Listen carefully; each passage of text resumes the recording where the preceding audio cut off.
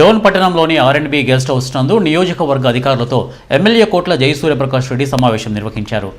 ఈ సమావేశంలో ప్రధానంగా వేసవి కాలంలో తాగునీటి సమస్యపై చర్చించారు.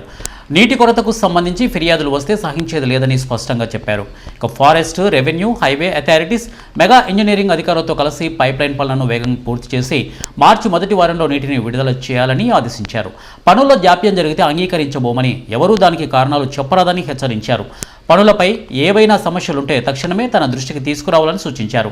ప్రజలకు తాగునీరు అందించడంలో సమన్వయ లోపం పేరుతో సమర్థనలు చెప్పినా అంగీకరించమని స్పష్టం చేశారు. ఈ సందర్భంగా మెగా ఇంజనీరింగ్, NH340B, అటవీ మరియు రెవెన్యూ శాఖ అధికారులతో కలిసి వచ్చే వేసవి కాలంలో నీటి సమస్యలు లేకుండా ప్రణాళికలు సిద్ధం చేయాలని అధికారులను ఆదేశించారు.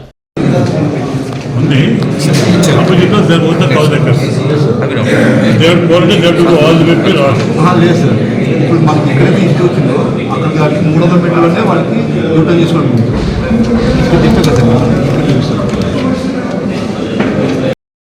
చేసేసి వలస లేదు. ఎందుకంటే మేడం ఆ వలస ప్రొడక్ట్ ఇచ్చామంటే అది అడిబాతంలో పోయే ఛాన్సెస్ ఎక్కువ ఉన్నాయి.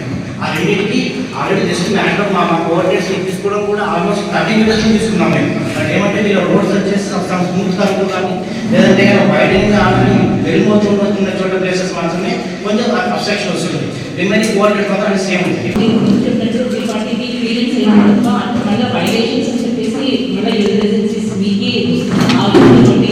ఒకవేళ ఇక్కడ it is very essential for this summer. కూడా అడ్వాన్స్ మేడంతో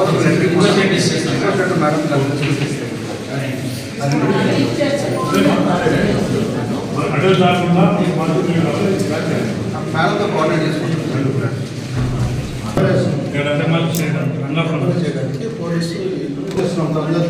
కొంతమంది సపోర్ట్ ఇచ్చి తీసుకుంటున్నారు, కొంతమంది ఇవ్వకున్నారు.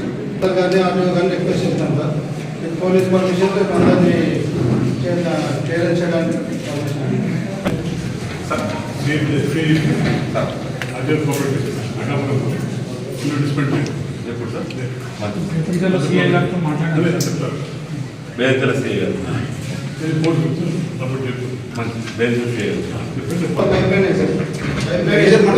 నెక్స్ట్ 2 కిలోమీటర్స్ గ్యాప్ ఉన్నది.